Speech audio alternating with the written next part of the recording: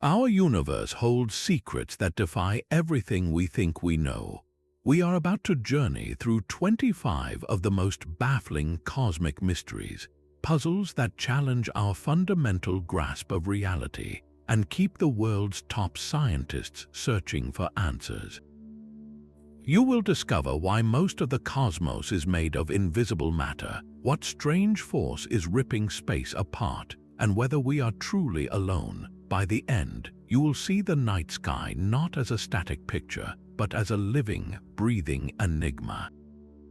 What single cosmic question has always haunted your imagination? The very fabric of the cosmos is mostly missing. When astronomers calculate the total mass of a galaxy, they find a shocking discrepancy. The stars, planets, and gas clouds we can see simply do not have enough gravity to hold everything together. Galaxies should be flying apart, yet something invisible provides the extra gravitational glue. We call this phantom presence dark matter. It does not emit, absorb, or reflect any light, making it completely undetectable to our telescopes. We only know it is there because we can watch its ghostly hand tugging at the stars. Entire galaxy clusters are embedded within vast clouds of this mysterious substance, their immense gravity bending light from objects behind them in a cosmic illusion. So what could it possibly be made of? The leading candidates are exotic particles that rarely interact with normal matter. One possibility is WIMP, or weakly interacting massive particles. These are theoretical heavy particles that barely touch the stuff we are made of. Another candidate is the action, an incredibly light particle that might flood the universe. Discovering the true identity of dark matter is not just an academic exercise. It is absolutely crucial for completing our standard model of the cosmos. Without it, our understanding of how galaxies form and how the universe evolved is fundamentally incomplete.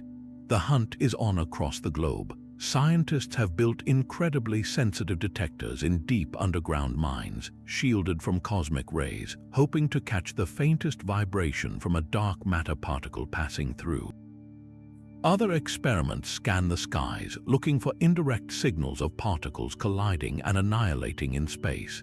This invisible ingredient makes up the vast majority of matter in the universe, and we are still completely in the dark about what it is. Just as baffling as the universe's invisible matter is the strange behavior of its empty space. We once thought the cosmic expansion, the aftermath of the Big Bang, was gradually slowing down as gravity pulled everything back together. Then, in 1998, two independent teams of astronomers made a discovery that shattered that assumption.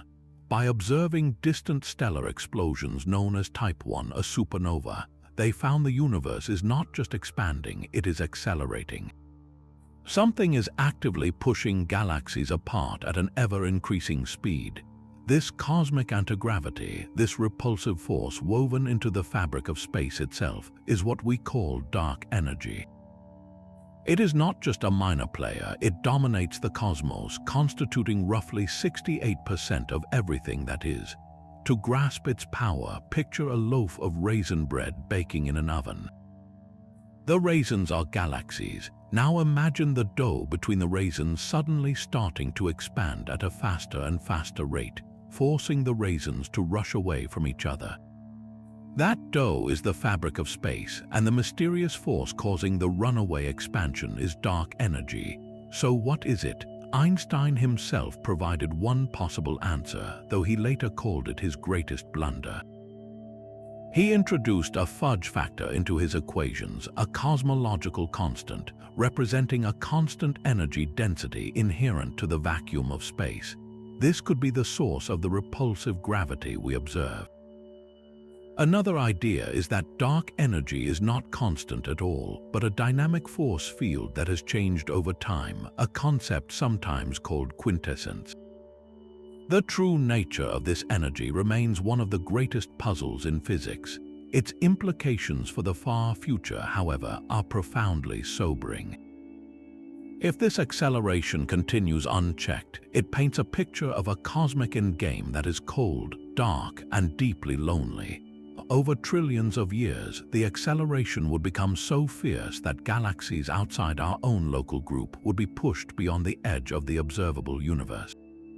Their light would never reach us again. The cosmos would become a vast, empty void with island galaxies isolated in eternal and ever-deepening darkness.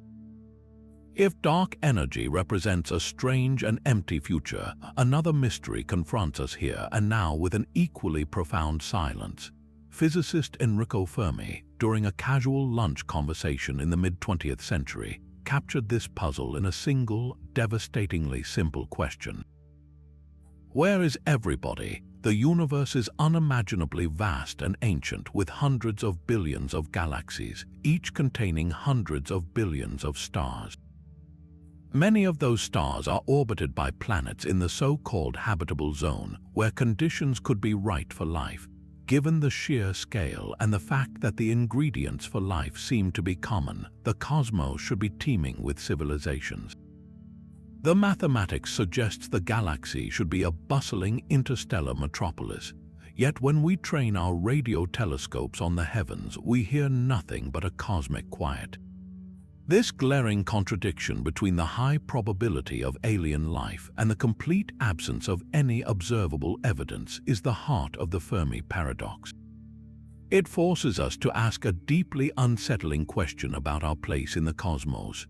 One of the most compelling and perhaps terrifying answers is the concept of the Great Filter. This theory suggests that there exists some kind of barrier, a nearly impossible step in the evolution of life that prevents it from reaching a stage where it becomes visible across the stars. The filter could lie in our past. Perhaps the spontaneous origin of life from non-living chemistry is an event of such staggering improbability that it has only happened once in our entire galaxy. Or maybe the jump from simple single-celled organisms to complex multicellular life is the true bottleneck.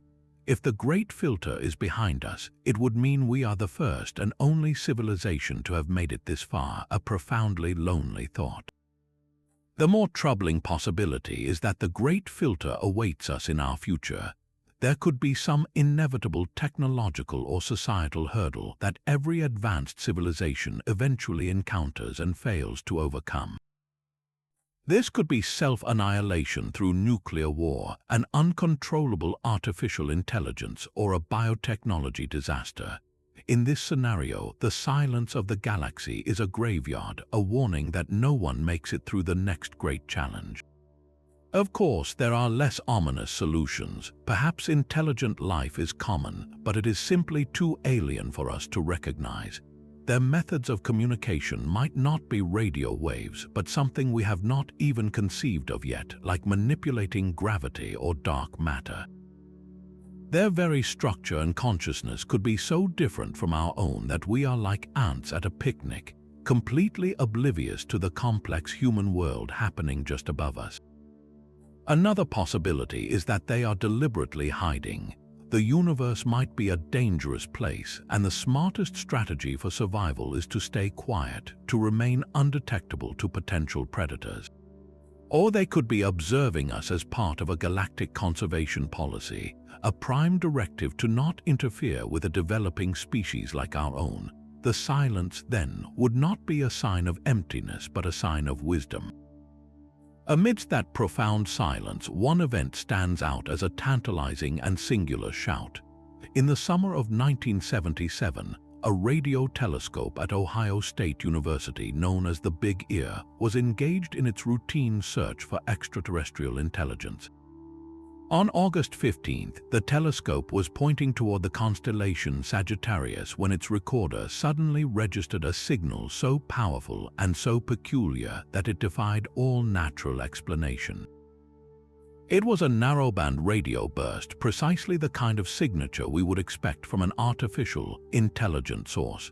The signal lasted for a full 72 seconds, rising and then falling in intensity exactly as a distant source would as it drifted through the telescope's stationary beam. When volunteer astronomer Jerry Amon reviewed the computer printout the next day, He was so stunned by the data that he circled the alphanumeric sequence and in the margin simply wrote one word, "Wow." The sequence itself, 6 letters and numbers, represented the signal's incredible strength. It was 30 times louder than the background noise of space, a clear and unmistakable spike in the cosmic quiet. Everything about the WOW signal pointed to an origin beyond our solar system. It was concentrated around a specific frequency, one that is naturally quiet because it is shared by hydrogen, the most common element in the universe. It is a logical channel for any civilization to use for a deliberate broadcast. For decades, astronomers have desperately tried to find it again. They have scanned that same patch of sky using more powerful instruments hundreds of times. Yet the signal has never repeated, not a whisper, not an echo. Its one-time appearance remains as enigmatic as ever. So what was it? The leading natural explanations all fall short. It was not a passing airplane or satellite, as those produce wide, messy signals, not a clean, narrowband burst. A reflection of a human transmission off a piece of space debris is a possibility, but no known satellite or piece of junk at that time matched the signal's specific profile. The most haunting possibility is that it was indeed a genuine message, a cosmic flare from a distant civilization that flickered on for just over a minute before vanishing forever. Perhaps it was a targeted beacon that swept past our planet only once. Maybe it was the final, dying transmission of a world that was lost. The WOW signal is a ghost in the machine, a brief crackle of something that feels like a hello, leaving us to forever wonder who or what might have been trying to speak. While the WOW signal was a singular, fleeting event, the cosmos is now known to crackle with a different kind of enigma, one that repeats. Imagine a flash of energy so powerful it can outshine 500 million suns, yet it lasts for less time than it takes to blink. These are fast radio bursts, or FRB. They are incredibly intense pulses of radio waves that travel across billions of light years to reach our telescopes.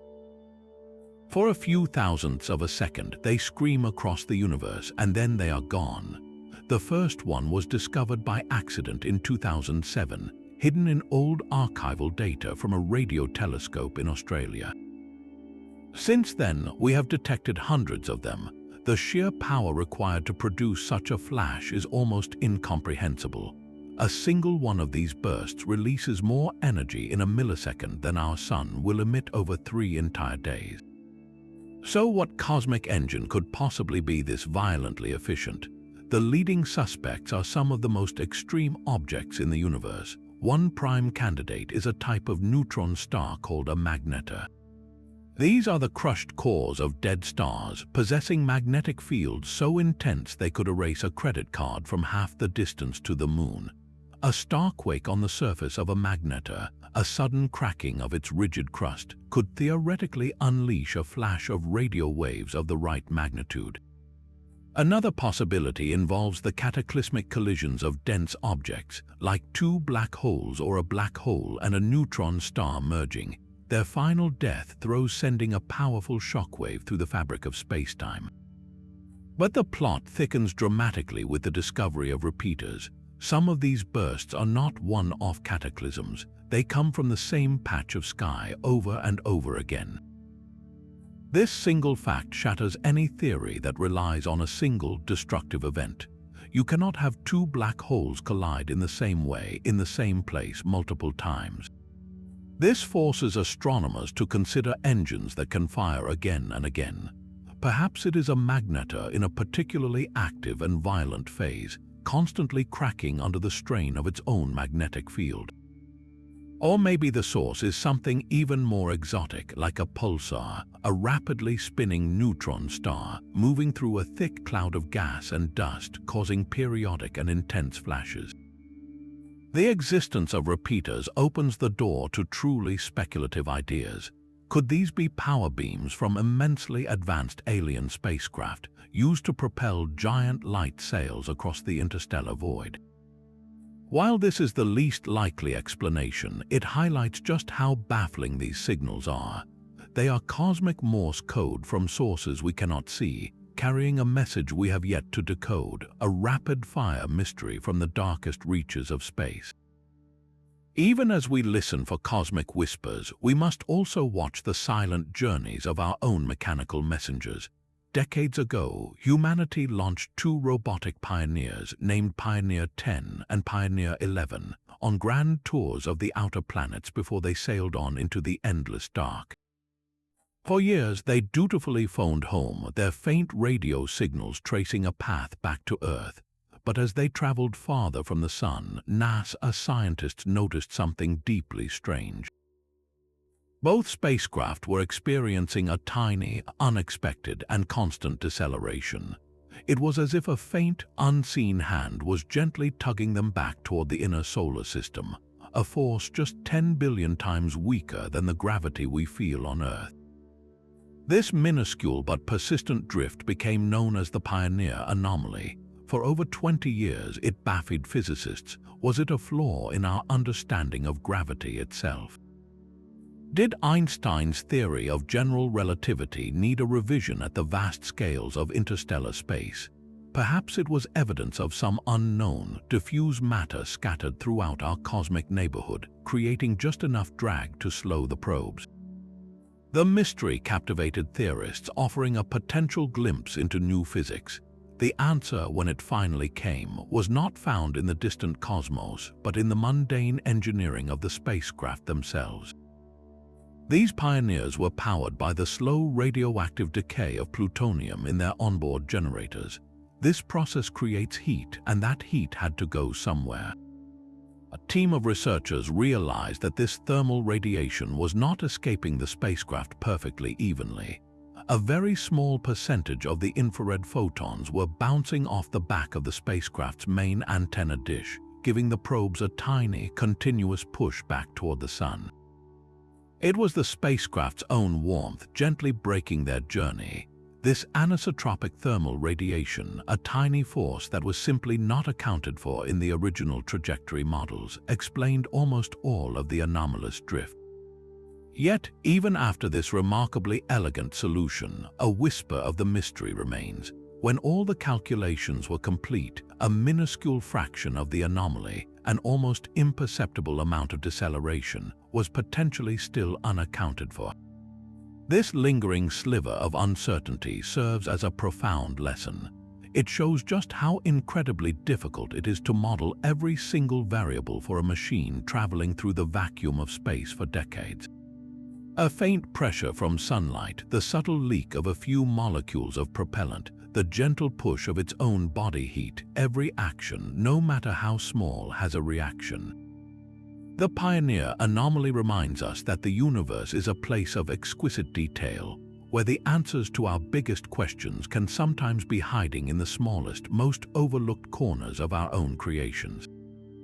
Far beyond the orbit of Neptune, in the cold, dark reaches of our solar system, lies a ring of frozen leftovers from its creation. This is the Kuiper Belt, a vast swarm of icy worlds and debris, with Pluto as its most famous resident.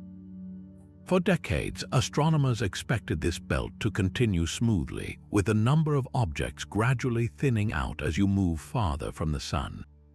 But that is not what they found. Instead, the population of these icy bodies drops off a cliff. Suddenly, at a distance of about 50 times farther from the Sun than Earth, the Kuiper Belt just ends. It is as if you were walking along a beach that abruptly sheared off into a deep ocean. This sudden edge is one of the solar system's most puzzling features. So what could have carved this cosmic cliff? One of the most dramatic theories involves a gravitational shepherd, a hidden giant whose distant orbit perturbs the belt. Astronomers have noticed that some of the most distant Kuiper Belt objects share strange, clustered orbits, as if they are all being tugged by the same unseen force. This has led to the compelling hypothesis of Planet 9, a hypothetical world up to 10 times the mass of Earth, lurking in the frozen darkness. Its immense gravity could be the invisible wall that has swept the outer Kuiper Belt clean, hurling objects into the Sun or flinging them out into interstellar space. Yet, finding this phantom planet has proven incredibly difficult, as it would be exceptionally faint and move agonizingly slowly across the sky. Another, more catastrophic idea suggests this shearing was a one-time event. Billions of years ago, when our sun was still in its stellar nursery, another star might have passed dangerously close to our infant solar system.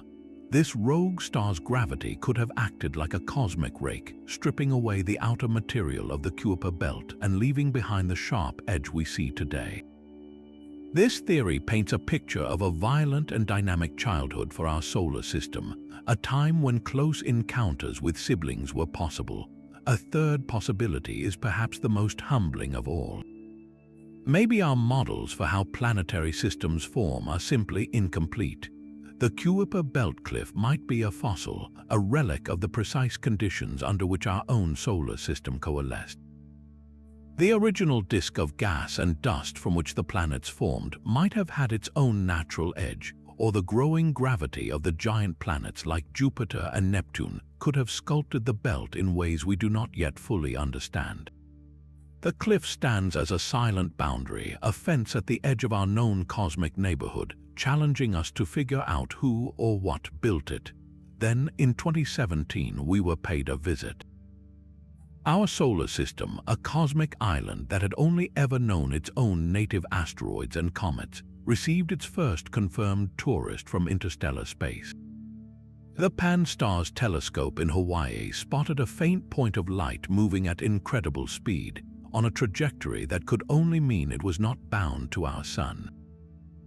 We named it Oumuamua, a Hawaiian word for a scout or messenger from the distant past, the first of its kind ever seen, but this scout was behaving very, very strangely.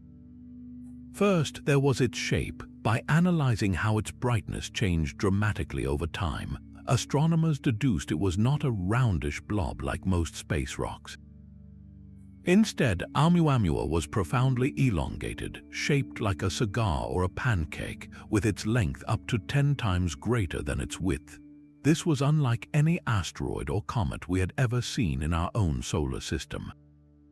Then came the real mystery. As Oumuamua was slingshotting back out into deep space, something inexplicable happened.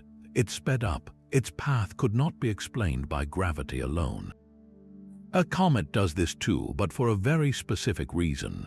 When a comet approaches the sun, its ice heats up and vaporizes, creating a visible atmosphere and tail called a coma.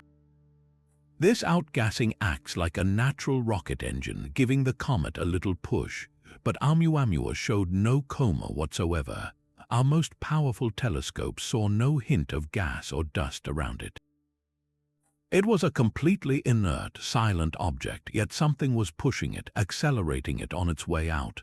So what was providing this non-gravitational kick? The scientific debate ignited. One theory suggested it was a hydrogen iceberg. In the coldest depths of interstellar space, a chunk of solid hydrogen could form. As it neared the sun, the gentle warmth would cause the frozen hydrogen to sublimate, turning directly from a solid to a gas. This invisible outgassing could have provided the thrust without producing a dusty coma that our telescopes could detect. The problem is that a hydrogen iceberg is a fragile thing. It is questionable whether it could survive the long journey through interstellar space without evaporating completely. The other, far more speculative idea came from Harvard astronomer Avi Loeb. He proposed that Oumuamua's strange acceleration and unusual shape were consistent with it being an artificial object, specifically a light sail. A light sail is a proposed form of spacecraft propulsion that uses the gentle pressure of sunlight to push a large, thin, reflective sheet through space. This would explain the acceleration without any visible outgassing. The sunlight itself was pushing it. Its flattened, pancake shape would also be the ideal form for a light sail. Loeb argued we should at least consider the possibility that we had witnessed a piece of advanced alien technology, a discarded probe or a derelict vessel from a civilization far away. The vast majority of scientists remain deeply skeptical of this extraordinary claim, favoring natural explanations. Yet the frustrating truth is that Oumuamua is now gone, too far and too faint to ever observe again. It remains a single, tantalizing data point, a mystery that drifted into our backyard, showed us its bizarre properties, and then vanished forever into the dark, leaving behind only a trail of questions and wonder. While Oumuamua was a fleeting interstellar visitor, a star over 1,000 light-years away has been performing a bizarre light show for over a century. KIC 8462852, better known as Tabby's star or Boyajian star, behaves like no other sun in our galaxy. Most stars exhibit a gentle, rhythmic dimming, usually caused by a planet passing in front of them every few days or months. But Tabby's star is different. It experiences sudden, catastrophic drops in brightness, plunging by up to 22% at a time, and these dips are completely irregular and asymmetric. It is as if someone is throwing a collection of strange, jagged shapes in front of the star, again and again, with no discernible pattern. The star also shows a long-term, overall dimming trend, having faded by a few percent over the past 100 years. This is not the behavior of a normal, middle-aged star. The first natural explanation was a colossal family of comets. Imagine a vast, fragmented swarm of icy bodies, surrounded by immense clouds of dust and debris passing in front of the star. This could potentially explain the irregular, sharp dips in light. The problem is the sheer scale required.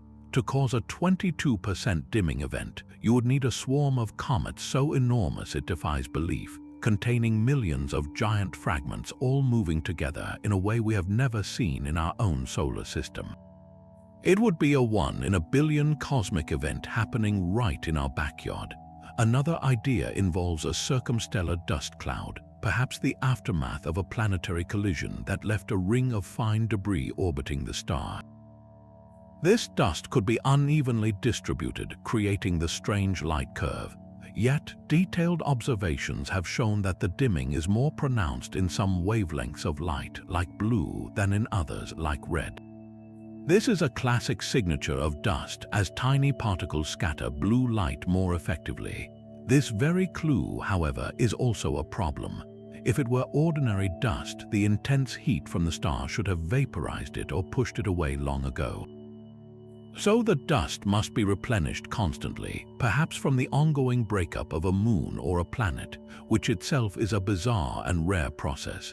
This is where the most famous hypothesis exploded into the public imagination, the idea of an alien megastructure. Specifically, a Dyson sphere, a hypothetical swarm of colossal solar collectors built by an advanced civilization to harness the entire energy output of their star.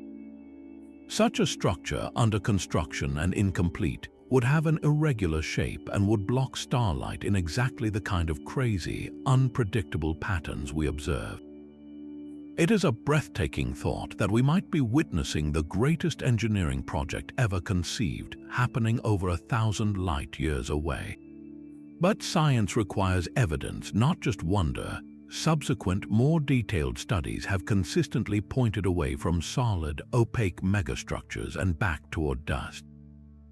The way the star dims at different colors is the key piece of evidence that does not fit a solid object.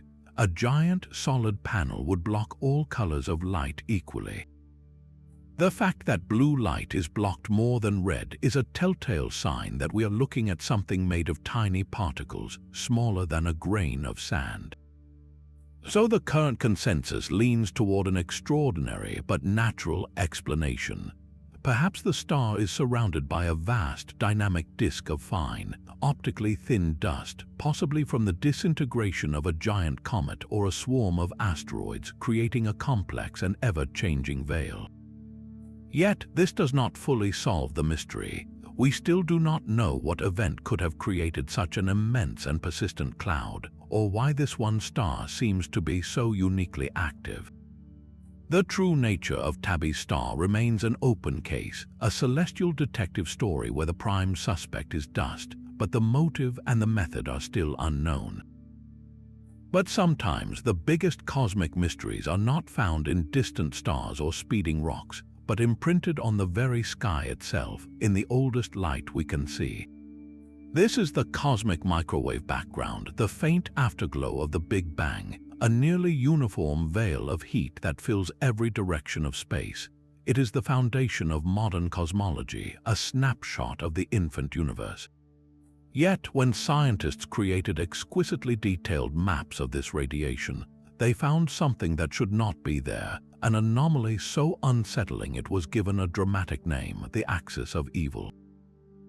This mysterious feature is not a temperature difference but a strange alignment. The subtle fluctuations in the CMB, the hot and cold spots that are the seeds of all future galaxies, appear to be correlated with the plane of our own solar system. It is as if the entire universe has a faint, ghostly orientation that just happens to line up with our little corner of it. This is profoundly troubling because it strikes directly at the heart of a fundamental assumption in cosmology, the cosmological principle. This principle states that the universe on the largest scales is homogeneous and isotropic. Homogeneous means it looks roughly the same everywhere you go. Isotropic means it looks the same in every direction you look. There are no special places and no special directions. The universe should not have a preferred axis, and it certainly should not have one that aligns with our insignificant solar system. Finding such an alignment is like drawing a map of the entire world and discovering that all the mountain ranges are subtly aligned with the street you live on. It feels wrong. It feels like a cosmic coincidence of impossible proportions. So, is the axis of evil real, or is it just a trick of the data? The most conservative explanation is that it is a statistical fluke. When you have a massive dataset, you will sometimes find patterns that look significant but are actually just random noise. Our brains are hardwired to find patterns even where none exist. It is possible that we are simply seeing a celestial mirage, a meaningless alignment that will vanish with more precise measurements. Or perhaps it is not a feature of the universe at all, but a foreground contaminant. Maybe dust within our own Milky Way galaxy is subtly distorting the signal, imprinting a local signature onto this global map. Scientists have worked tirelessly to subtract every known source of interference, and the anomaly persists, but the possibility of an unknown local effect remains. The most thrilling possibility, however, is that the axis of evil is a genuine crack in our standard model of cosmology. It could be the first hint that the cosmological principle is not entirely correct. Maybe the universe is not perfectly uniform on the largest scales. Perhaps it has a grand, woven structure we have not yet perceived, a cosmic grain that gives it a subtle directionality. This would force a revolutionary rewrite of our understanding of the universe's origin and evolution. The anomaly hangs over cosmology like a quiet question mark, a whisper from the oldest light suggesting that our place in the cosmos might, against all odds, be just a little bit special after all. Our cosmic inventory holds another profound miscalculation, one written in the chemical signatures of the universe's oldest stars. During the first few minutes after the Big Bang, the entire cosmos was a raging nuclear furnace, a process called Big Bang nucleosynthesis. In that seething heat, the first atomic nuclei fused together, creating the primordial recipe for everything to come. The calculations for this process are spectacularly precise, perfectly predicting the vast amounts of hydrogen and helium we see throughout the universe. Yet, for one specific element, the math is catastrophically wrong. The models insist there should be about 3 times more lithium in the oldest stars than what we actually observe. This is the lithium problem, a stubborn shortfall that has perplexed cosmologists for decades. So where did all the lithium go? One possibility is that our understanding of nuclear physics is incomplete. Perhaps there were unknown nuclear reactions occurring in that primordial soup, pathways that destroyed lithium as quickly as it formed. These could involve rare isotopes or reaction rates we have not yet measured accurately in our laboratories. Another tantalizing idea reaches for entirely new physics, suggesting the presence of exotic particles from the early universe.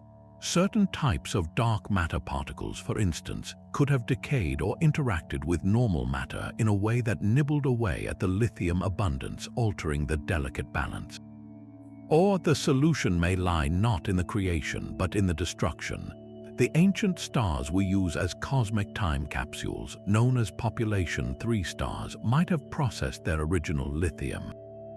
Their immense interiors could act like furnaces, burning through the fragile lithium atoms over billions of years and diluting their surface abundance. It is also possible these stars have deep, turbulent layers that constantly churn, dragging the lithium down to their cores where it is destroyed, effectively hiding the evidence from our telescopes. This missing lithium is a tiny but critical detail, a single wrong number in an otherwise perfect equation. It serves as a quiet reminder that our story of the universe's first moments, while incredibly successful, might still have a few pages missing. Just as we map the invisible dark matter holding galaxies together, we stumble upon a cosmic rebel that defies the rule. NGC 1052DF2 is a galaxy that should not exist. This large, faint, and ghostly collection of stars appears to have almost no dark matter at all. When astronomers measured the motions of its star clusters, they found them moving at a surprisingly slow, sedate pace. If dark matter were present, its immense gravitational pull would be whipping those clusters around at far greater speeds. The conclusion was inescapable: this galaxy is flying apart with barely any gravitational glue. The discovery sent shockwaves through the world of astronomy. For decades, we have built our entire understanding of galaxy formation on the foundation of dark matter. We believed that halos of this invisible substance acted as cosmic scaffolds, gathering the normal gas and dust that would eventually collapse to form stars. Dark matter was the essential ingredient, the hidden architecture for building a galaxy. So what does it mean when we find a galaxy that built itself without the blueprint? One possibility is that our measurements are wrong. Perhaps we are viewing this galaxy from a strange angle that makes its dynamics difficult to interpret. Or maybe there is some other, unseen component within the galaxy that is masquerading as a lack of dark matter. Yet, repeated observations have only strengthened the original, baffling conclusion. Another, more profound idea is that dark matter is not the universal presence we thought it was. Its distribution throughout the cosmos might be far more patchy and irregular than our models predict. Vast oceans of dark matter could have empty voids, and this galaxy might simply be a lonely island floating in one of those empty spaces. The most dramatic theory involves a violent cosmic history. Perhaps NGC 1052DF2 was not born this way but was made this way. Billions of years ago, it could have been a normal galaxy, rich with dark matter, until it had a devastating collision with another galaxy. The gravitational turmoil of such an event might have ripped the dark matter away, stripping it clean and leaving behind only the visible stars, a ghostly skeleton of its former self.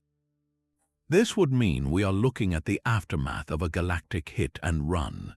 The existence of such an outlier forces us to question a core pillar of modern cosmology. It is a reminder that our models are living ideas, not set in stone. Every exception, every cosmic rebel, holds the potential to teach us something new, to force a revision of the rules we thought were written across the heavens. Deep within the swirling gold and tan clouds of Saturn, a perfect geometric shape holds its form against the chaos. This is the Saturn hexagon, a colossal six-sided jet stream whipping around the planet's north pole. Each side is longer than the entire diameter of Earth, a storm of such immense scale and precision it defies belief. Unlike a hurricane, which is a spiraling vortex, this is a straight-edged wave, a polygon etched into the atmosphere of a gas giant.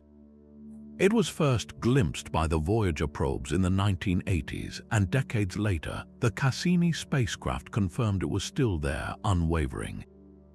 This is not a fleeting cloud formation, it is a permanent planetary feature, a work of art painted by physics we do not fully understand. The mystery is not that it exists, but that it persists with such stunning stability. How can a fluid, turbulent atmosphere somehow lock into a perfect hexagon and hold that shape for decades? The answer seems to lie in the complex dance of fluid dynamics. In laboratory experiments, when a fluid is rotated in a circular container, varying the speed of rotation can produce different shapes in the central vortex. Under the right conditions, precisely tuned turbulence can give rise to stable polygons, squares, triangles, and even hexagons. It is a phenomenon of shear and stability, where different layers of fluid moving at different speeds can create standing waves that manifest as straight sides. So, the hexagon itself is not entirely unnatural. The profound puzzle is scaling this lab experiment up to a planetary level. Saturn is a sphere of mostly hydrogen and helium, spinning rapidly, with its interior layers moving at vastly different velocities. The hexagon is essentially a gargantuan, stable atmospheric wave, but the precise recipe of wind speeds, densities, and internal planetary forces that keeps this wave perfectly hexagonal and immune to the dissipating forces that should have shredded it long ago remains one of planetary science's greatest enigmas. It is as if someone stirred a cup of coffee and the swirling liquid suddenly froze into a perfect star and held that shape for years. This persistent hexagon is a natural wonder, a cosmic landmark that challenges our grasp of how weather works on a scale we can barely comprehend. Even the planet next door can hide astonishing secrets. In the toxic, crushing atmosphere of Venus, a gas associated with life was detected, sparking one of the most heated debates in modern astronomy. The story begins in September of 2020, when a team of astronomers made a bombshell announcement. Using powerful telescopes, they had detected the spectral signature of phosphine gas in the temperate cloud decks of Venus. On Earth, phosphine is a foul-smelling, flammable gas that is notoriously difficult to produce through ordinary geological or chemical processes. It is found in swamp mud where microbes thrive and in the tanks of industrial factories. Finding it in the temperate, upper atmosphere of our sister planet was a staggering proposition because it raised the electrifying possibility of floating microbial life. High above the scorching surface, in a layer where the temperature and pressure are almost Earth-like, something could be producing this gas. The news exploded across the world, suggesting that we may not have to look across the galaxy for life, but merely to the planet next door. But science thrives on skepticism, and the initial excitement quickly collided with a wave of intense scrutiny. Other research teams rushed to analyze the same data, and many of them failed to find the phosphine signal. Some argued that the original detection was not phosphine at all, but the faint signal of another, more common molecule, sulfur dioxide, which is abundant in the Venusian atmosphere and has a similar spectral fingerprint. The signal was right at the edge of what our telescopes could detect, a whisper in a storm of noise, making it incredibly difficult to confirm. The debate became a masterclass in the scientific process, a back and forth of claims and counterclaims played out in academic journals and on conference stages.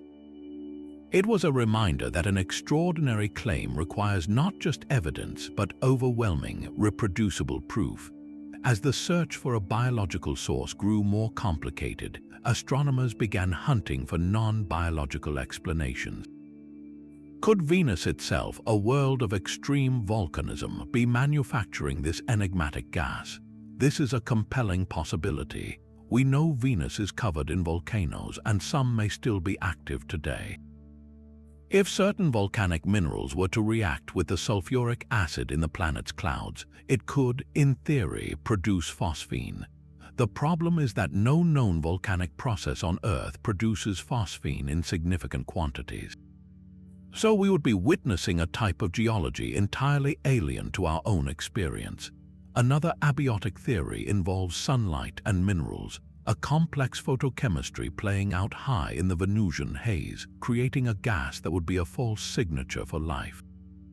The mystery of Venusian phosphine is far from solved. It hangs in the balance, a tantalizing maybe. Is it a chemical quirk of a misunderstood world, or the first, faint hint that we are not alone, that life has found a way to persist even in the most hellish of environments, floating in the acidic clouds of our planetary neighbor?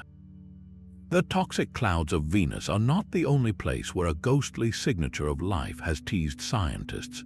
On the cold, dusty plains of Mars, a different gas has been playing an infuriating game of hide and seek. This is the mystery of Martian methane. Rovers on the surface and satellites orbiting above have repeatedly detected small, fleeting puffs of this gas in the thin Martian air. On Earth, the vast majority of methane is produced by living organisms, from microbes to livestock. It can also be created by geological processes, like the interaction of certain rocks with water. Finding it on Mars immediately raises the electrifying question: is it a waste product from subterranean Martian microbes, or just the burp of a geologically active planet? The puzzle is not just its presence, but its bizarre behavior. The gas does not linger and spread out evenly as you would expect. Instead, it appears in specific locations, spikes to significant levels, and then mysteriously vanishes, sometimes within just a few hours. The Curiosity rover, for instance, has recorded background levels that rise and fall with the Martian seasons, suggesting some kind of regular, cyclical process is at work. Then it has also measured sudden, dramatic plumes that are 10 times stronger, clouds of gas that appear and disappear before we can fully trace their origin. So what is happening? If the source were biological, you might imagine vast colonies of microbes living in aquifers deep beneath the surface, periodically releasing their gaseous waste. The challenge is that any methane on Mars should last for centuries before the sun's ultraviolet light breaks it apart. The fact that it disappears so quickly implies there is a destructive process we do not understand. Something in the Martian soil or atmosphere that is actively scrubbing the gas away. This points toward a potentially exotic chemistry happening right under our rover's wheels. The other possibility is purely geological, a process called serpentinization, where water, carbon dioxide, and a mineral called olivine react deep underground, can produce methane. This would mean Mars is not a dead world, but one with a warm, wet, and chemically active interior. Yet, even this explanation struggles with the gas's fleeting nature and localized bursts. It is as if someone is occasionally turning a hidden valve on and off. The European Space Agency's Trace Gas Orbiter, specifically designed to sniff out such trace gases, has added to the confusion by often finding the Martian atmosphere to be curiously clean, devoid of the very methane the rovers are smelling. This contradiction between different instruments has only deepened the mystery. Are the rovers themselves somehow creating the gas, perhaps by disturbing the soil? Or are we witnessing a complex dance of production and destruction, a cycle we have not yet deciphered? Each whiff of methane is a tantalizing clue, a piece of a puzzle that could point to a hidden, living Mars, or to a world with geological secrets far stranger than we ever imagined. This paradox strikes at the very laws governing reality, forcing a confrontation between our two most successful theories. On one side stands Einstein's general relativity, which masterfully describes gravity as the warping of spacetime. It tells us that a black hole's gravity is so intense that nothing, not even light, can escape its pull once it crosses the event horizon, the point of no return. Anything that falls in is gone forever. Its information, the specific arrangement of its particles, its unique identity seemingly erased from our universe. On the other side stands quantum mechanics, the rules of the very small, which has a sacred, unbreakable law. Quantum theory states that information is never truly lost. It can be scrambled, transformed, or hidden, but it must be, in principle, recoverable. You cannot simply delete the universe's history. For decades, physicists assumed these two ideas could coexist peacefully until Stephen Hawking proved they could not. He discovered that black holes are not entirely black. Due to weird quantum effects at the very edge of the event horizon, they slowly leak a faint glow of radiation. This Hawking radiation is incredibly subtle, but it carries energy away from the black hole, causing it to slowly shrink and over eons completely evaporate. Here is the terrifying catch. Hawking showed that this radiation is purely thermal, like the heat from a stove. It is random noise, completely devoid of any information about what fell into the black hole. When the black hole finally pops out of existence, all the information about every star, planet, or book that ever crossed its horizon is permanently erased. This is the black hole information paradox, a direct violation of quantum mechanics' core principle. It means our fundamental understanding of physics is broken somewhere. So how do we solve it? One breathtaking idea is the holographic principle. This suggests that all the information about what falls into a three-dimensional black hole is not lost inside, but is instead smeared like a hologram across its two-dimensional event horizon. The surface area of the black hole stores the data, and the Hawking radiation slowly reads that data back out as it evaporates. The information was never truly inside, it was always painted on the surface. Another, more violent solution is the firewall hypothesis.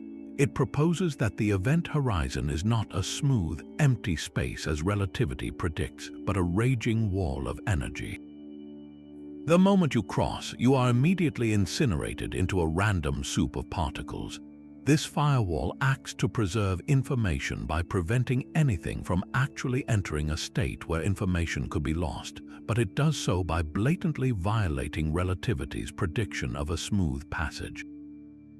This is not just an academic debate, it is a fundamental battle for the soul of physics, forcing us to ask what truly happens to reality when it is stretched to its absolute limits. A single subatomic particle once slammed into our atmosphere with the force of a fastball. Detected in 1991 by the Fly's Eye Cosmic Ray Observatory in Utah, this proton, or perhaps an atomic nucleus, was moving at such a staggering fraction of the speed of light that it carried the kinetic energy of a professionally thrown baseball. Scientists, stunned by the reading, named it the "Oh my God" particle. To grasp the sheer absurdity of this, you must shrink your perspective down to the quantum world. This one tiny, fundamental piece of matter packed more punch than the most powerful particle accelerators we have ever built, all concentrated into a speck smaller than an atom. It was a cosmic bullet of impossible power. The existence of such a particle shatters our understanding of cosmic engines. We know of processes that can accelerate particles to high speeds, like the violent shocks around exploding stars or the intense magnetic fields of spinning neutron stars.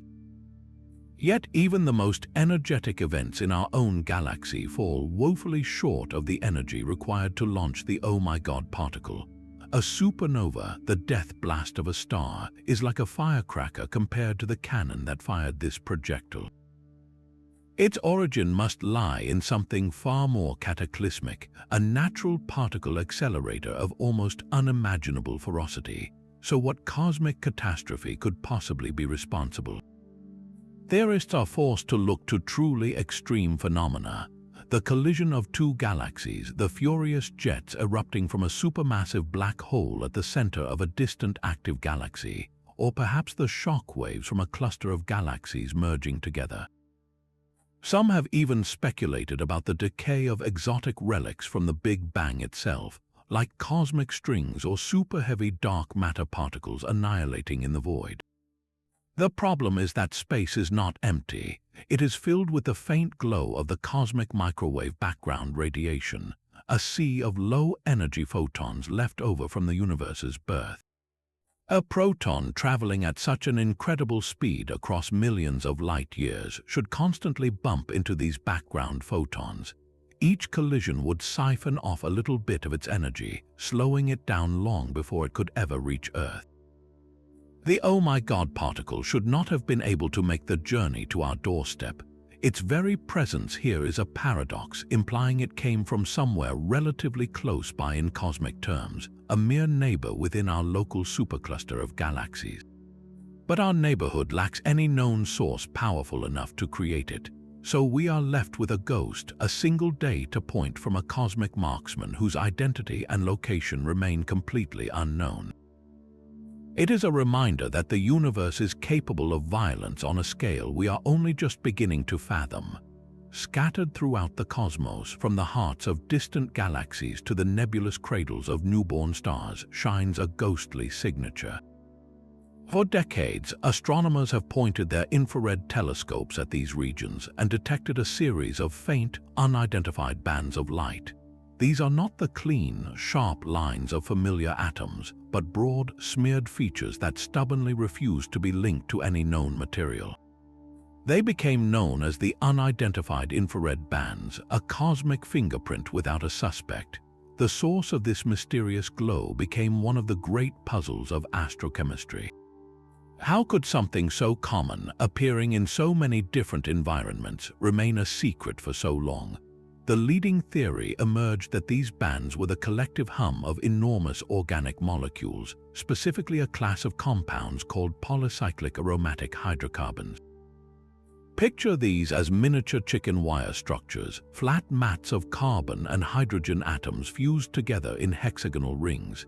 They are the soot from cosmic fires, the complex chemistry that forms in the outflow of dying stars. Think of a campfire on a cold night. The warm light on your face is the visible flame, but the wispy smoke rising into the dark sky is like these infrared bands, an invisible, complex emission from the complex carbon compounds within. The case for these hydrocarbons as the culprit is strong. Their theoretical infrared vibrations match the observed bands remarkably well. They are also incredibly robust, able to survive the harsh radiation of interstellar space, and they form readily in the carbon-rich environments around old stars. It seems we had our answer, yet the mystery is not fully solved. The problem is one of specificity. While the general family of these molecules fits the data, scientists have not been able to pinpoint the exact molecules responsible. It is like hearing a beautiful, complex chord from an orchestra and knowing it is made by string instruments, but being unable to identify whether it is a violin, a cello, or a viola producing the dominant note. The cosmic spectrum is a blend of countless different members of this molecular family, each with slightly different sizes and structures, their individual voices lost in the choir. This is not just an academic exercise. These hydrocarbons are among the largest and most complex molecules known to exist in space.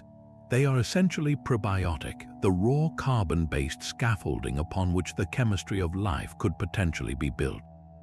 Finding them everywhere we look means the fundamental ingredients for organic chemistry are being manufactured on a galactic scale and scattered across star systems by stellar winds and supernova explosions. The universe appears to be seeding itself with the very building blocks that, given the right conditions on a warm, watery planet, could eventually lead to life. So the unidentified infrared bands represent a profound transition, the mysterious moment when simple atoms conspire to form complex organic structures in the void. They are a faint, widespread whisper telling us that the universe is not only habitable, but that it is actively and mysteriously prepping the stage for life itself. Our own star holds a secret about the planet we call home. Billions of years ago, when life first began to stir on Earth, our sun was a much weaker star. According to our best models of stellar evolution, it shone with only about 70% of its current brightness. That early, faint sun should not have been able to keep Earth warm enough for liquid water. The entire planet should have been a glistening, global snowball, a frozen wasteland where life could never have gained a foothold. Yet, the geological record tells a completely different story. Ancient rocks from that very period, some over 3.8 billion years old, show clear signs of having been formed in the presence of liquid water. They contain minerals that can only precipitate out of warm, liquid seas. This glaring contradiction between the cold climate we expect and the warm, watery world we have evidence for is the faint young sun paradox. So how was our planet staying warm under a dimmer sun? The most widely accepted solution lies in the ancient air itself. Earth's early atmosphere was likely a thick, insulating blanket, rich in powerful greenhouse gases like methane and ammonia. Carbon dioxide levels were probably orders of magnitude higher than they are today. This dense, primordial haze would have acted like a planetary parka, trapping the sun's feeble heat with remarkable efficiency and creating a snug greenhouse effect that kept the oceans from freezing solid. But this solution raises another fascinating question. If the greenhouse effect was so strong, what stopped it from running away and turning Earth into a scorching hell like Venus? This is where life itself may have entered the stage as a planetary thermostat. The first simple microbes thriving in those warm seas began to consume carbon dioxide and methane. As life evolved and photosynthesis emerged, organisms started to draw down these greenhouse gases, gradually thinning the atmospheric blanket and preventing a runaway overheating. It is a delicate dance between the geology that spews out the gases and the biology that consumes them, a feedback loop that has maintained our planet's habitability for billions of years. Other, more exotic theories suggest our planet's dynamics were simply different. Perhaps Earth had a darker surface that absorbed more sunlight, or its rotation and cloud cover created a pattern that trapped heat more effectively. The truth is, no single answer perfectly solves the puzzle. The faint young sun paradox forces us to see Earth not as a static rock, but as a complex, interwoven system of astronomy, geology, and biology, all working in concert to defy the cold odds of a quiet cosmos. Far beyond the faint, sharp edge of the Kuiper belt, the gravitational story of our solar system may still be missing a central character. The evidence for this hidden world is not a direct photograph, but a ghostly signature written in the paths of distant icy bodies. Astronomers have tracked a small group of these extreme trans-Neptunian objects, and their orbits are bizarrely synchronized. Picture a collection of clocks, all with their minute hands pointing to the same number despite being scattered around a room. Similarly, these distant worlds share an unusual orbital alignment, their closest approaches to the Sun clustered in space, as if they are all being shepherded by the same immense unseen force. The mathematics of gravity points to one compelling explanation: a massive planet whose distant tug orchestrates this cosmic dance. This hypothetical world, dubbed Planet 9, is no lightweight. It is predicted to be a super-Earth, a colossal icy giant with a mass somewhere between 5 and 10 times that of our own planet. Its proposed orbit is staggeringly vast and elliptical, taking it on a lonely journey that stretches from a few hundred times Earth's distance from the Sun to over 1,000 times that distance. A single year on this world could last up to 20,000 of our own. The search for this phantom planet is a monumental challenge. It would be incredibly faint, reflecting only the tiniest slivers of sunlight from its unimaginable distance, and its motion across the sky would be agonizingly slow. Astronomers are using the world's most powerful telescopes, taking countless images of the same patches of sky over years, hoping to spot one tiny dot that has moved against the backdrop of fixed stars. The implications of this hunt are profound, reaching far beyond simply adding a new planet to our textbooks. If Planet 9 is real, its existence would rewrite the history of our solar system. How did such a large world end up in such a distant, tilted orbit? It may have been flung out there in a chaotic game of gravitational pinball during the solar system's violent youth, a dramatic relocation that reshaped the entire outer planetary system.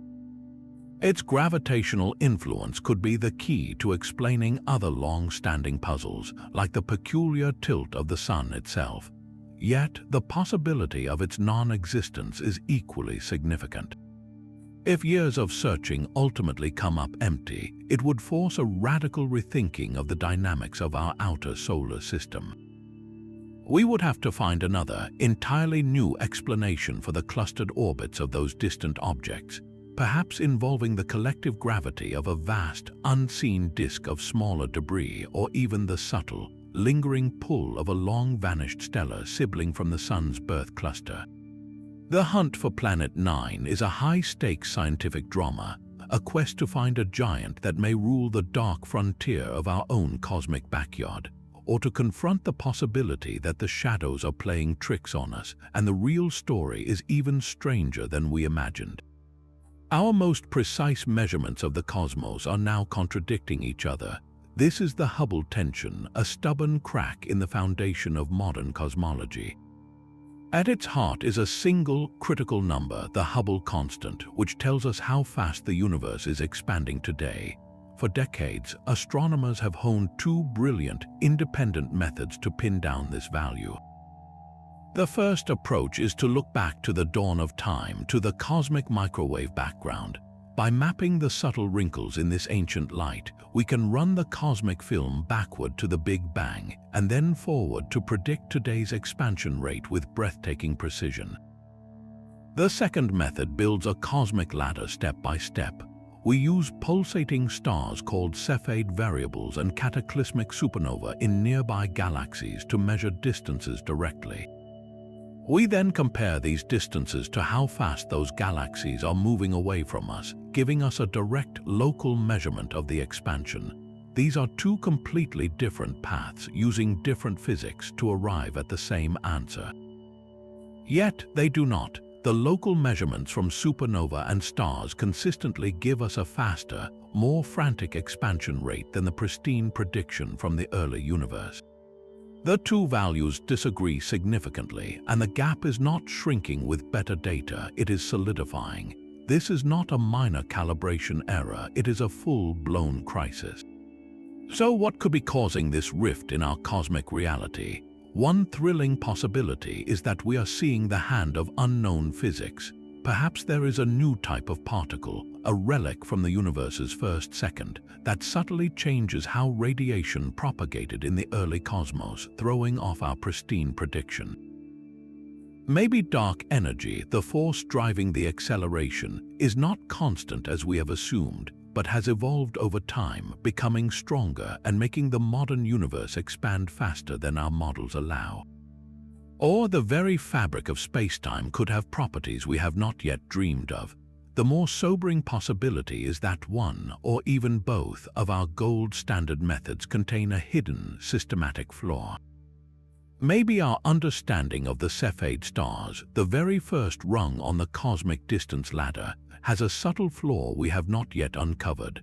Perhaps there is something about the supernova we use as standard candles that makes them slightly different than we think, throwing off our local measurement. Scientists are desperately searching for these errors, but so far, none have been found that can fully explain the discrepancy. This tension is more than a scientific disagreement, it is a beacon. It illuminates the edge of our knowledge, hinting that something fundamental is missing from our story of the universe. A secret waiting to be discovered in the space between two numbers that refuse to agree. The silent collision of two black holes sends a tremor through spacetime itself, a gravitational wave that we can now detect. But sometimes after the main event fades, there is a faint, repeating whisper. Scientists analyzing the signals from these cosmic mergers have detected what appear to be gravitational wave echoes. A subtle ringing in the fabric of reality that occurs just after the black holes become one. It is as if the new, larger black hole is not settling into silence but vibrating with a secret.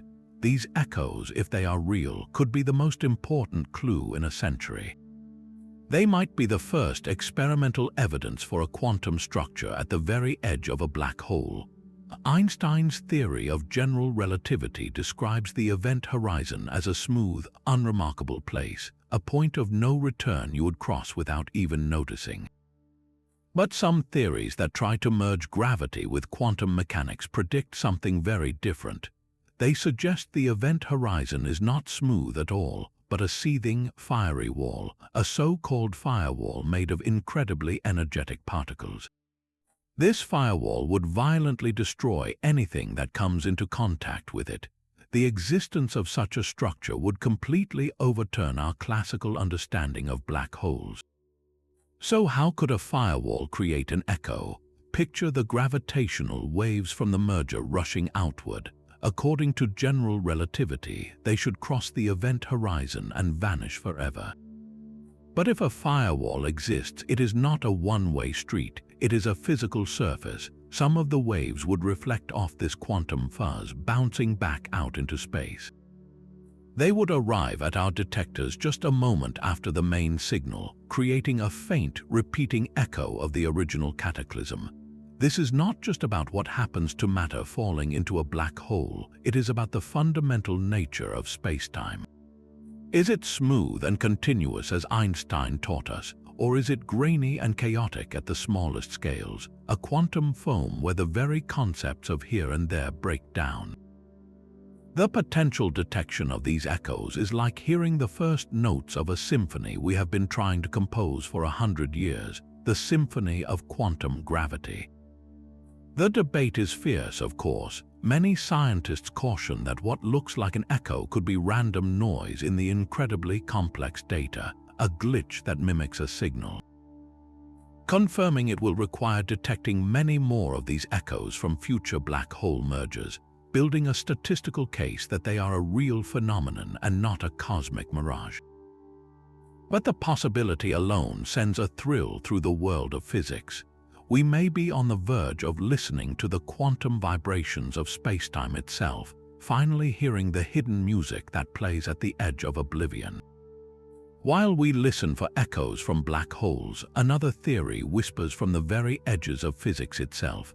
It proposes a hidden sector of reality, a shadow world operating by rules so alien they defy our standard model of particles. This is the concept of unparticle physics. In our familiar world, everything is made of particles with definite masses. An electron, a quark, or a photon all have specific properties you can pin down. But unparticle stuff is different. It has no single defined mass. Instead, it behaves like a cloud or a continuous spectrum of scale-invariant phenomena, meaning it looks the same at all energy levels. It does not act like a collection of distinct particles, but more like a fundamental, irreducible substance that is spread out and self-similar. So how could we possibly detect such a ghostly presence? The clues might be hidden in cosmic anomalies we have already recorded. Certain ultra-high energy cosmic rays, like the infamous Oh My God particle, carry energies that seem to defy what known astrophysical engines can produce. Perhaps these cosmic bullets are not being accelerated by a supermassive black hole, but are instead the result of unseen unparticle matter decaying in the void, releasing a tremendous burst of energy in a way normal particles cannot. Another potential signature lies in the way gravity bends light. When we observe gravitational lensing from a galaxy cluster, the distortion follows the predictable curves of general relativity, shaped by the cluster's dark matter halo. But what if we found a lensing effect that was subtly wrong, a distortion that could not be explained by any distribution of dark matter or visible mass? This could be a hint of unparticle physics at work, an invisible sector of reality exerting its own unique, non-particle-like gravitational influence on the fabric of spacetime. The theory is, by its nature, a profound long shot. It represents the farthest frontiers of theoretical physics, where mathematicians and physicists follow the logic of their equations into territories that sound more like philosophy than science. Yet this kind of bold, almost heretical thinking is absolutely essential. To solve the cosmos's deepest secrets, from dark matter to the Hubble tension, we cannot be afraid to question the very nature of reality itself. We must be willing to entertain the possibility that the universe is far stranger, far more beautifully complex than our current models can possibly contain. But even as we map the quantum foam, we must also chart the largest structures our universe has ever built. For most of human history, our cosmic address was simple: Earth, solar system, Milky Way galaxy. Now we have discovered our home within a structure of almost unimaginable grandeur, the Laniakea supercluster. Its name means immense heaven in Hawaiian, and it is a title it earns. Laniakea is a vast gravitational watershed, a continent of space containing over 100,000 galaxies, all flowing along shared rivers of gravity. Our Milky Way is not a lonely wanderer. It is a single droplet in this colossal cosmic basin, one member of a family that stretches over 500 million light-years. Yet this entire continent, our entire local universe, is in motion, pulled by a force we cannot see. At the heart of Laniakea lies a gravitational mystery, a region of space known as the Great Attractor. This is the point toward which our galaxy and every other galaxy in our supercluster is steadily falling. It is the great gravitational sink of our local cosmos, a focal point of an immense and unseen mass. The problem is, we cannot look directly at it. From our vantage point within the flat disk of the Milky Way, the core of our own galaxy blocks the view. The Great Attractor lies directly behind the crowded, dusty plain of the Milky Way, in what astronomers call the zone of avoidance. It is like trying to see a distant mountain range through a dense, permanent fog. Our own galactic backyard is obscuring the most important landmark in our extragalactic neighborhood. So what is pulling us and thousands of other galaxies with such irresistible force? The original hypothesis was a single, massive concentration of dark matter, a knot in the cosmic web of staggering density. But as our maps have improved, the story has grown more complex. We now believe the Great Attractor is not one single point, but a gravitational center dominated by a massive cluster of galaxies known as the Norma cluster. Yet, even this enormous collection of visible matter does not seem to have enough gravity to account for the full scale of the pull we feel. There must be more, much more, hidden behind the veil of our own galaxy. This implies that the mass behind the Great Attractor is part of an even larger structure, a confluence of several superclusters all pouring into this one gravitational basin. Unraveling the true nature and total mass of this region is one of the primary goals of modern extragalactic astronomy. Using radio telescopes that can peer through the galactic dust and satellites that see in X-ray wavelengths, we are slowly piecing together the hidden geography. Each new observation reveals more galaxies, more clusters, adding to the immense weight that tugs at our celestial home. We are adrift on a cosmic current, flowing toward a hidden center of gravity, a destination we are only just beginning to map. From the silent pull of the Great Attractor to the quantum whispers at a black hole's edge, every mystery we have explored points toward one final, inevitable question. What is the ultimate destiny of the cosmos itself? Our fate is written in the nature of dark energy, and depending on its true character, the universe could end in one of three profound ways. The first and currently most favored scenario is the heat death, often called the Big Freeze. In this future, dark energy continues its work, driving galaxies apart at an ever-increasing rate. Star formation will eventually cease as all the interstellar gas is used up. Existing stars will burn out one by one until the last ember in the universe winks out.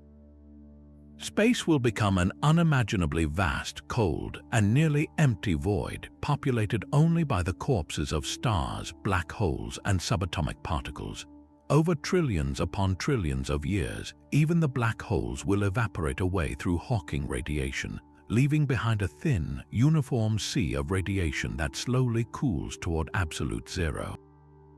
It is a quiet, lonely, and eternal end. The second possibility is far more violent, a cosmic demolition called the Big Rip. This fate awaits us if dark energy is not constant, but instead grows stronger over time. In this scenario, the repulsive force would eventually overcome every force that holds things together. First, galaxy clusters would be torn apart, then individual galaxies. As the force intensifies, it would rip stars from their solar systems. In the final, terrifying moments, planets would be shredded, atoms would be torn asunder, and even the very fabric of space-time would be ripped apart. The universe would end not with a whimper but with a catastrophic tear in reality itself. The third and most cyclical possibility is the Big Crunch. This is the dramatic reversal of the Big Bang. If dark energy were to weaken and reverse, the expansion of the universe could slow, halt, and then begin to contract. Galaxies would start rushing toward each other, the cosmic background temperature would rise, and the sky would glow hotter and hotter. The entire universe would collapse back into an infinitely hot, dense singularity, a mirror image of its birth. Some theories even suggest this singularity could then trigger another Big Bang, giving rise to a new universe in an endless cycle of cosmic death and rebirth. Which of these fates is our own is the greatest question of all, and the answer is locked within the mysterious heart of dark energy. Is it a constant force, a dynamic field, or something we have not yet conceived? The final chapter of our universe remains unwritten, a blank page waiting for a discovery that will reveal the ultimate end of everything. From the phantom tug of dark matter to the silent, accelerating push of dark energy, our journey through these 25 cosmic puzzles reveals a universe that is fundamentally mysterious. We have encountered missing matter in the ghost galaxy, felt the strange acceleration of interstellar visitors, and listened for the echoes of black holes. We have stared at stars that dim in impossible ways and grappled with the unsettling silence that answers our search for other minds.